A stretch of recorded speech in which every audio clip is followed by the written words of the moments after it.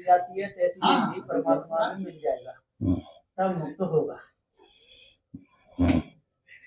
मैं महाराज जी मैं उन्हीं जो महाराज जी ने बस किया उसको अपने शब्दों में आपके सामने रखता हूँ। मुझे ज्ञान तो नहीं है, पिछली बार भी आया था, लेकिन एक इच्छा होती है कि जैसा ईश्वर है, अलग अलग धर्म हैं, सेक्स हैं दुनिया में, तो कहते हैं ईश्वर है, और हम भी मानते हैं, देखा नहीं तो ईश्वर है, एक आत्मा है, परमात्मा है, आत्मा ही परमात्मा है, और परमात्मा कण कण में है, जैसा वेदों में भी कहा गया कि परमात्मा कण कण में है। कुछ साधु संत भी कहते हैं, यहाँ भी कहा गया कि आत्मा ही जब अपने स्वरूप को प्राप्त कर लेती है ध्यान के द्वारा, भक्ति के द्वारा, वो परमात्मा बन जाती है, यानी कि बूंद समुद्र में मिल जाती है।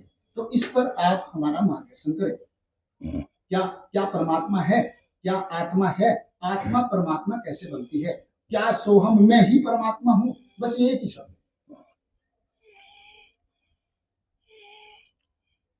परमात्मा जीव की कल्पना है। जीव ने ही आत्मा, परमात्मा आदि विभिन्न प्रकार की कल्पनाएं की हैं, और ये कल्पनाओं के उसने विभिन्न प्रकार के नाम रखे। ईश्वराद कोई वस्तु नहीं है, परमात्मा कोई वस्तु नहीं है। जीव ने ही जहां जहां जैसा जैसा समझा वैसा सब नाम रखता चला गया, उस मानिंदी में स्वयं फंसता गया। तो इन मानिंदियों को क्यों किया और क्यों फंसा, ये समय समय पर जैसे जैसे उसके सामने परिस्थिति आती गई वैसे वैसे होता गया। वैसे जीव ही सर्वोपरि है, क्योंकि जीव की कल्पना ही सब है। ईश्वर ब्रह्म परमात्मा जो भी है सब ये जीव की हुई कल्पना है। कल्पना करें न करें ये उसके ऊपर निर्भर है। लेकिन महाराज जी आत्मा तो है नहीं, आत्मा ही जीव ही है। जीव तो है, हाँ जीव है। जीव की कल्पना परमात्मा, लेकिन जीव तो है। तो जीव जो है उसका जीव का उद्देश्य क्या है, अपना मोक्ष प्राप्त करना है कि नहीं? जीव का जो उद्देश्य तो जो कि वो स्वयं है, स्वयं है, लेकिन वो भक्ति क्यों करता है? मैं आपके पास आया, मैं कुछ जानने के, क्यों जानना चाहता हूँ, यानी कि मेरा कोई मोक्ष हो, मैं कोई सतलोक में जाऊं, कुछ तो हो, मेरा कल्याण हो। जीव को भक्ति करने की कोई आवश्यकता नहीं है, क्योंकि जीव सर्वोपरि स्वयं है। अपने से भिन्न उसको कुछ पाप प्राप्त करना नहीं है। ये शरीर संबंध से जाकर के ये सब बात उत्पन्न होती है, तो शरीर संबंध से वो अपने आप को विभिन्न प्रकार के रूपों में मानता है, पाता है, और ये संपर्क उसको हट जाए तो उसको जीव अपने आप में सर्वोपरि है, उसको कुछ पाने की आवश्यकता ही नहीं है। तो फिर सत्संग क्यों करता है? सत्संग मतलब सत्य की प्राप्ति, सत्य की जानकारी। सत्य तो वो स्वयं ही है। सत्य उसे कहते हैं जिसका कभी नाश नहीं होता है। तो जीव जो है वह सत्य है जिसका कभी नाश नहीं होगा, है ना। और शरीर संबंध से सत्संग का मतलब है सत्य चर्चा, सत्य विषयक चर्चा। सत्य क्या है, असत्य क्या है, इसकी विवेचन, ये उसकी चर्चा का विषय होता है। तो जो जीव है महाराज जी, जीव है या आत्मा है, आत्मा ध्यान के द्वारा, भक्ति के द्वारा, सत्संग के द्वारा, गुरु के माध्यम से या जिस तरह से भी वो जो भक्ति करता है, ज्ञान करता है, उसकी जरूरत क्या पड़ी? यानी कि आत्मा अपनी ही सच्चाई को जानना चाहती है, यही तो है ना, कि मैं हूँ, मैं जीव ही सब कुछ हूँ, इसको जानने के लिए तो भक्ति करता है ना। उसको जानने जनाने की भी आवश्यकता नहीं है, क्योंकि वो सर्वोपरि स्वयं है। जो सर्वोपरि स्वयं होता है उसको अपने आप को तो वो स्वयं जानकार है ही। जनैया चेतन जीव ही है। जनैया चेतन जीव है, अपनी आपकी भूल, जब तक सही संबंध का आवरण है, जब तक जो है वो भूल में पड़ा हुआ है, और जब तक ये होता है कि क्या है, कैसे है, क्या है, जब ये जान जाता है मैं ही सर्वोपरि श्रेष्ठ हूँ, उसको कुछ भी जानने की जरूरत नहीं है, वो स्वयं तो है ही। ये तो जीव भाव की अज्ञान दशा है। तो अज्ञान दशा को जब जीव ये प्राप्त करता है, प्राप्त क्या, अज्ञान दशा से पड़ा हुआ, नाना प्रकार के भ्रम में पड़ा हुआ है। भ्रम का जब निराकरण हो जाता है, भ्रम हट जाता है उसका, तो फिर उसके अंदर कोई शंका नहीं होती है। जो कुछ लोग महाराज जी, जैसा गुरु ने कोई शब्द दिया कि आप श्वास के अंदर सोहम शब्द का ध्यान कीजिए, चल ही रहा है सब, तो उसको ध्यान करने की जरूरत क्या पड़ी थी? जब जीव है, नहीं, वो चल रहा है तो उससे उसको मतलब क्या, तात्पर्य क्या है?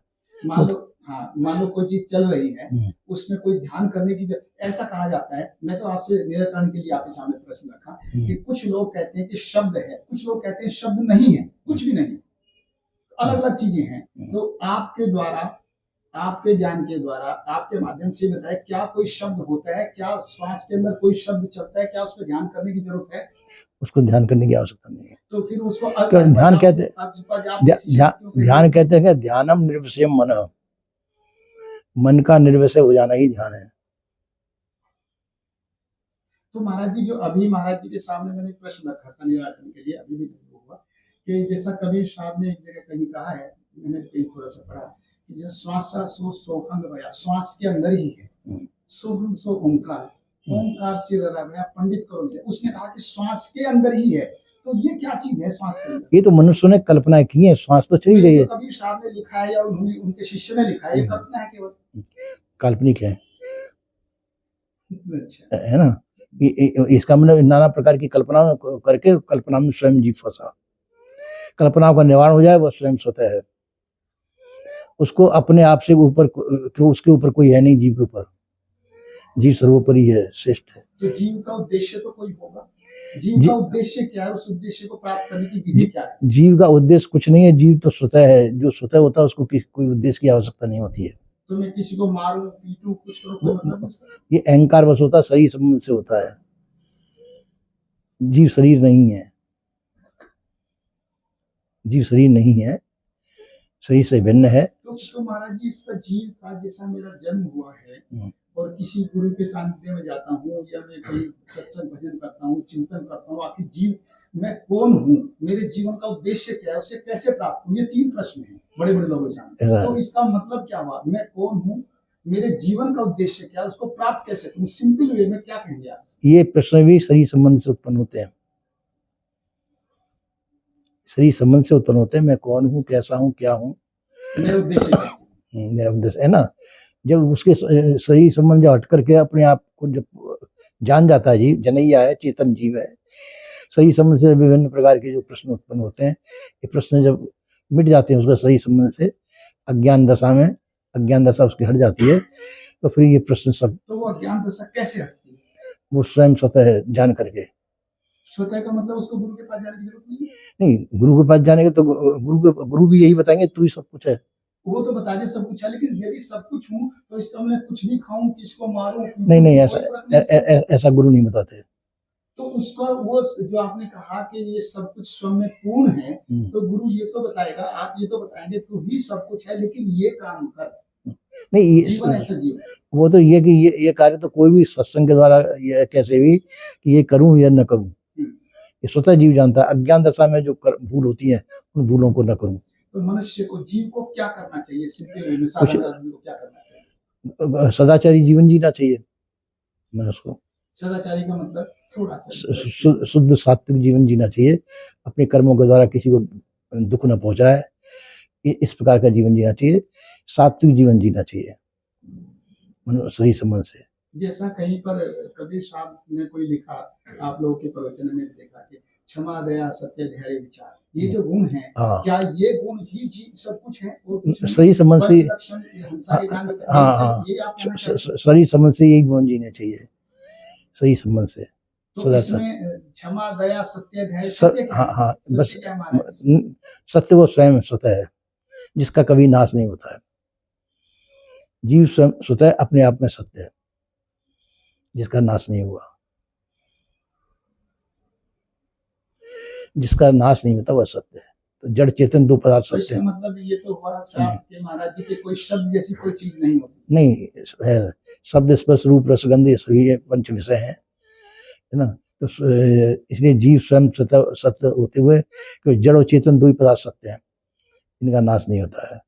जड़ का भी नाश नहीं होता है, चेतन का भी नाश नहीं होता है। लेकिन जो कुछ लोग जो शब्द की बात करते हैं, जैसा राधा स्वामी हैं, दूसरे हैं, कबीर पंथ के आदमी हैं, कुछ जो कहते हैं कि गुरु ने कोई शब्द दिया, उस शब्द का ही ध्यान करना है, उसकी भक्ति करनी है, क्या वो होती है? नहीं, शब्द कहिए, गुरुमुख वह निर्णायक शब्द जिसके द्वारा अपने आप का निर्णय होता है। तो गुरुमुख निर्णय वचन का नाम ही शब्द है। गुरुमुख निर्णायक वचन। तो धर्मदास साहब को जब कबीर साहब का वो प्रवचन में सुना जाता है कि सार शब्द को किसी को बताना नहीं चाहिए, सार शब्द क्या माना है? जो गुरुमुख निर्णय वचन जो मैंने कहा, ये यही सार शब्द है। गुरुमुख निर्णय वचन जड़ चेतन का निर्णय है, अपने स्वरूप, थोड़ा सा बताइए कि ये अपने स्वरूप का बोध, जिसमें समझा जा सके कि ये जो सार शब्द है जिसको आपको जो निर्णय की बात कर रहे हैं, ये क्या है, इसको एक्सप्लेन एक सिंपल भाषा में।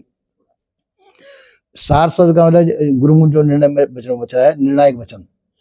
जिस प्रकार से शरीर संबंध से हम नाना प्रकार के भ्रामक शब्द भी बोलते हैं, निर्णायक वचन भी बोलते हैं, भूल वचन कुछ भूल जाते हैं, निर्णय नहीं हो पाता है। जब निर्णायक जो वचन हो जाता है कि जड़ चेतन दो वस्तु है, अनादि हैं, तो ये अनादि जो वस्तु है वह सत्य चेतन, ये दो वस्तु अनादि हैं, इसका कभी नाश नहीं होगा। जड़ का भी कभी नाश नहीं होने पर चेतन का भी कभी नाश नहीं होगा, इसलिए ये निर्णायक है। तो जड़ तो जड़ है, वो न अपने को जान सकता है न दूसरे को जान सकता है। चेतन अपने को भी जान सकता है, स्वयं को जान सकता है। तो भूल जब भूल में पड़ता है तो निर्णय नहीं होता है। जब अपने को सत्संग के द्वारा, संत गुरुजनों के द्वारा जब ये जान जाता है कि मैं ये हूँ, ये संसार ये है, अपने को जान के अपने आप में शांत हो जाता है, यही सत्य है। तो फिर इसमें धर्मदास साहब ने ये क्यों कहा कि सार शब्द को किसी को बताना नहीं चाहिए, योग्य नहीं? नहीं, सार शब्द को, अच्छी बात है तो सबको बता देनी चाहिए। नहीं, सार शब्द को बताना चाहिए, ऐसा नहीं सार शब्द नहीं बताना चाहिए, पर सार शब्द का निर्णय का, सार शब्द निर्णय की वाणी होती है। सार शब्द निर्णय को नामा जाते हुए जीव को कामा, सार शब्द निर्णय वचन है। गुरुमुख निर्णय वचन का नाम ही सार शब्द है, उसको बताना चाहिए। पर कौन निर्णायक जो व्यक्ति मिले, उसका अधिकारी हो, उस अधिकारी व्यक्ति को ही सार शब्द का निर्णय बताना चाहिए।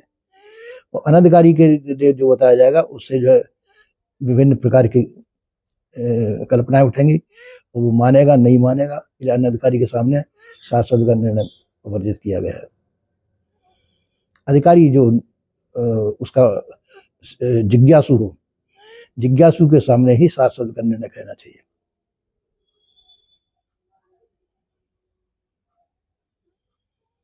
इसका मतलब ये तो बात स्पष्ट है महाराज जी कि कोई शब्द जैसी चीज, सोहम शब्द जैसी कोई चीज नहीं शब्द है, शब्द स्पर्श रूप रस गंध, ये पंच विषय हैं, वो है।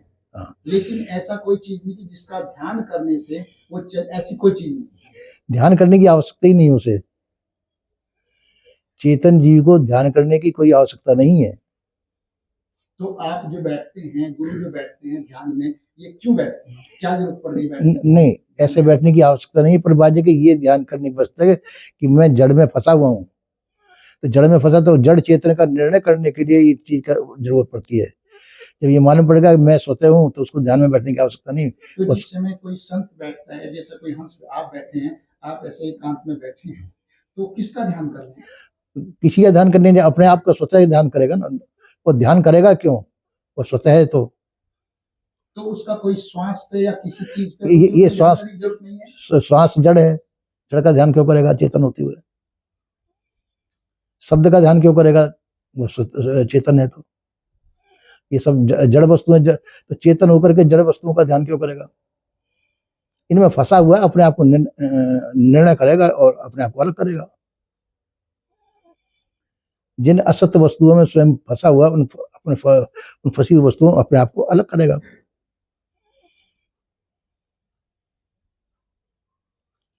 कि मैं इनमें फंसा हुआ हूं और ये मेरी भूल है, अपनी भूल को सुधार के अपने आप को अलग कर देगा। तो उसको अलग करने के लिए जो गुरु है, जो सत्संग है, उसके 1, 2, 3 स्टेप सीधे जो साधारण आदमी की बात की समझ में आते हैं, वो यही है कि उसको निर्णय करे कि जड़ क्या है। ये पंच तत्वों का कलेवर जो है, ये जड़ है। पंच तत्व जड़ हैं, तो पृथ्वी, अग्नि, जल, वायु, आकाश, ये जड़ हैं। इनका कलेवर जो है संसार हमको दिखाई दे रहा है, और चेतन इनका जनैया आप स्वयं है। तो इसका मतलब ये कह सकते हैं यात्रा खुद से शुरू होती है, खुद पे खत्म होती है। हाँ, स्वतः है ही, यात्रा की जरूरत ही नहीं है। यात्रा तो जब है जब हम जड़ में अपनी भूल बस इस संसार में भूले हुए हैं।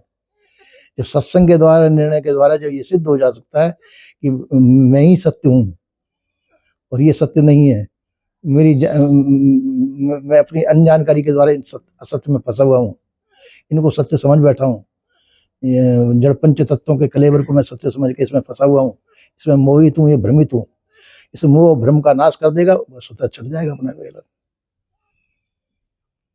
मोह वैसे ये पंच तत्वों के कलेवर में फंसा हुआ है वो स्वयं जीव। जब ये समझ लेगा कि ये असत है, असत क्या पंच तत्वों का कलेवर है, ये जड़ है, मैं चेतन हूँ, इस बात का निर्णय करके अपने आप को अलग छांट लेगा, निर्णय हो गया। तो महाराज जी अंत तक फिर वही प्रश्न आता है, जब कभी शार्की पानी में आता है कि बूंद समाई समुद्र में पूछे बिल्ला कोई, इसका आप लोगों को बताइए, इसका आप बताइए कि इसका मीनिंग क्या हुआ फिर? तो बूंद भी कहीं ना कहीं है, समुद्र भी कुछ चीज है, एक ही चीज है, तो एक चीज अपने अस्तित्व को कैसे प्राप्त करती? देखो ये जो शब्द आप कह रहे हैं ये मायामुख शब्द है।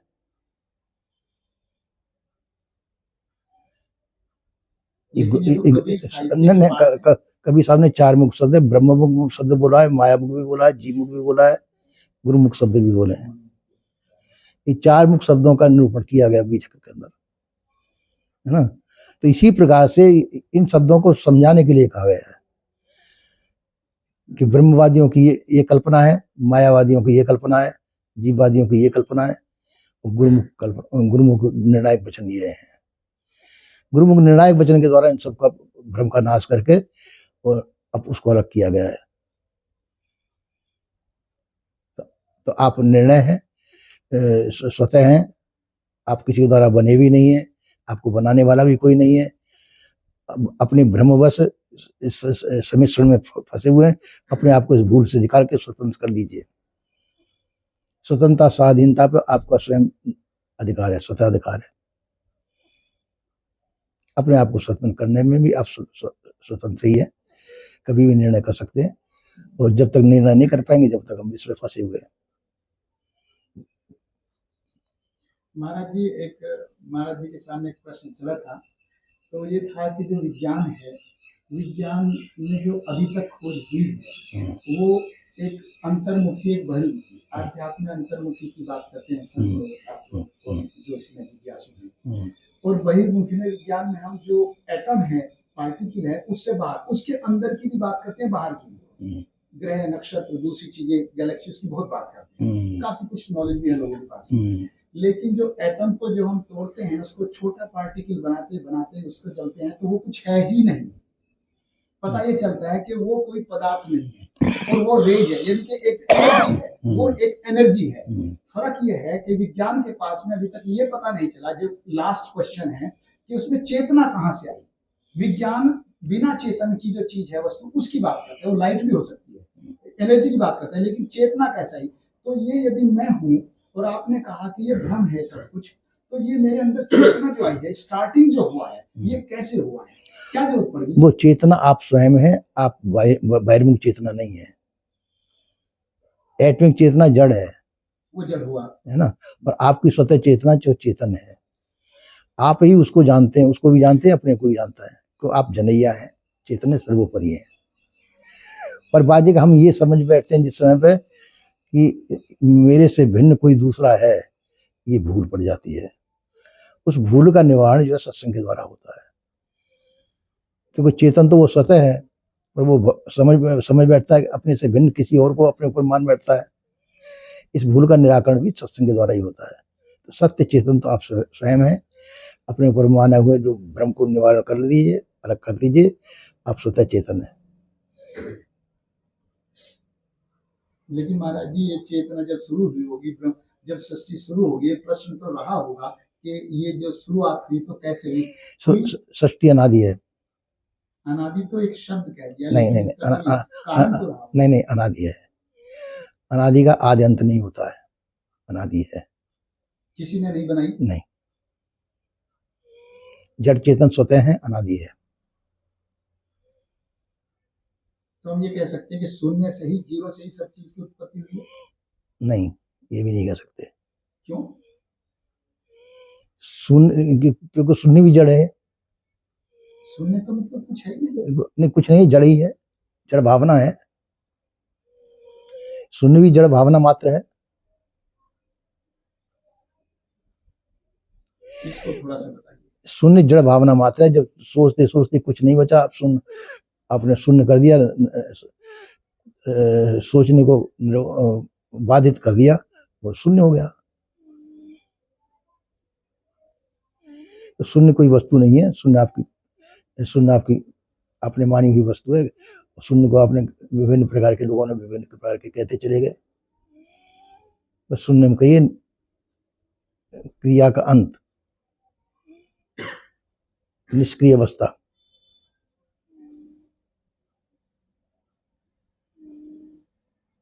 यहाँ तो कुछ कंफ्यूजन हो गया महाराज। बोलो क्या कंफ्यूजन?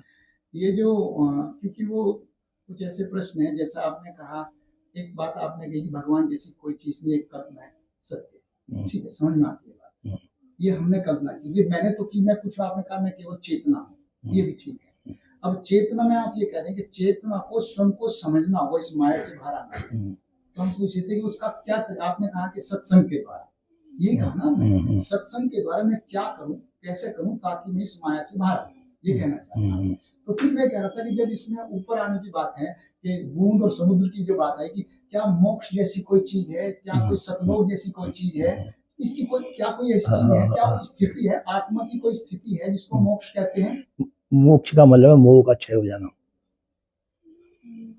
मोह का क्षय हो जाना ही मोक्ष है। आवागमन की कोई ऐसी बात नहीं है? नहीं, आवागमन जीव का नहीं होता, ये शरीर संबंध से होता है। तो लेकिन जो कुछ वासना मत आना जाना सही संबंध से है। सही संबंध का जब जब आवागमन चलता है और सही संबंध छूट चुका उसका, बस स्वतः मुक्त हो गया, फिर उसका आवागमन खत्म। जीव का आवागमन खत्म हो जाता है जिस समय आवागमन छूट जाता है। तो मोह के क्षय का नाम ही मोक्ष है। तो उस आवागमन से छुटकारा पाने के लिए ही सत्संग की, ध्यान की, भक्ति की जरूरत है। ये हुआ ना? तो कहीं ना कहीं उद्देश्य तो हुआ, आवागमन से छुटकारा पाना ही उद्देश्य हुआ। नहीं, आवागमन भी जो है ब्रह्मवश ही है। क्यों? सुनिए, आवागमन का मतलब है कि शरीर धारण करना और शरीर छोड़ना, ये आवागमन मानते हैं संसार में, है ना? तो शरीर धारण करना, ये शरीर जो है पंच तत्वों का जड़ी शरीर है। जब उसका निर्णय कर दिया मैं चेतन हूँ, मैं इसमें शरीर में बाधित नहीं हूँ, निर्णय करके जब वो स्वतंत्र हो चुका, तो वो आवागमन का संबंध टूट चुका, फिर उसको आवागमन में नहीं पड़ना पड़ेगा। वह स्वतंत्रता, स्वाधीनता का नाम ही मोक्ष है, जिसमें सभी प्रकार के मोह जनित सभी बंधनों से रहित हो गया जी। एक सर महाराज जी, लास्ट तो नहीं कहना चाहिए, लास्ट है, जब आदमी ध्यान में बैठता है, आप ध्यान में बैठे हैं, कोई संत या गुरु ने या संतों ने बताया कि ध्यान करो, तो आप जब ध्यान में बैठते हैं या मैं कभी ध्यान में बैठता हूँ, ध्यान में किस चीज का ध्यान किया जाता है? ध्यान, मैंने अभी कहा कि ध्यानम निर्विषयम मना। ध्यान क्या है? मन का निर्विषय हो जाना ही ध्यान स्थिति है। इसका मतलब उसमें कहीं पर कुछ भी ध्यान नहीं करना। ध्यान का मतलब कुछ भी ध्यान ना करना, कुछ नहीं, आप अपने आप में शांत हो जाए, ये ध्यान स्थिति है। निर्वैसे मन, श्वास जैसी चीज के ऊपर कोई ध्यान लगाना है? श्वास भी जड़ है, श्वास भी जड़ है। आप चेतन है, आपको जड़ का ध्यान करने की क्या आवश्यकता है? ये शरीर संबंध से है, सब शरीर संबंध से ये सब क्रिया करते हैं आप। जब शरीर संबंध के सब क्रियाओं से आप रहित हो चुके, फिर आपको ध्यान की क्या आवश्यकता है? जब आप स्वतः हैं और आपके ऊपर कोई दूसरा है नहीं, और जड़ का ध्यान उचित नहीं है, जड़ का ध्यान आपके अंदर है ही नहीं, जड़ का ध्यान आप क्यों करेंगे? आपके अलावा तो सब जड़ पदार्थ हैं, जड़ का ध्यान आप क्यों करेंगे? जड़ आपसे श्रेष्ठ नहीं है, आप ही सर्वोपरि श्रेष्ठ है। ईश्वर ब्रह्म परमात्मा कल्पना जो की है, ये कल्पना की हुई आपकी है, वो मिथ्या है।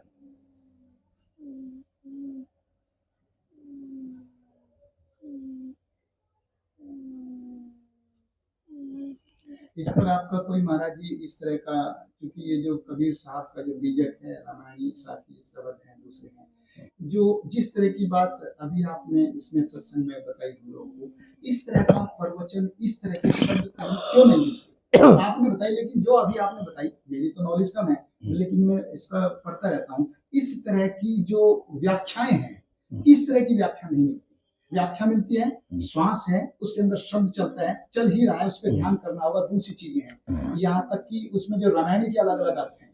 तो जो व्याख्या आपने की है, क्या आपने इस तरह की व्याख्याओं को कहीं लिपिबद्ध भी किया है? किया तो होगा। नहीं, लिपिबद्ध करने की आवश्यकता नहीं, गुरुजन लिपिबद्ध कर चुके हैं। लेकिन इस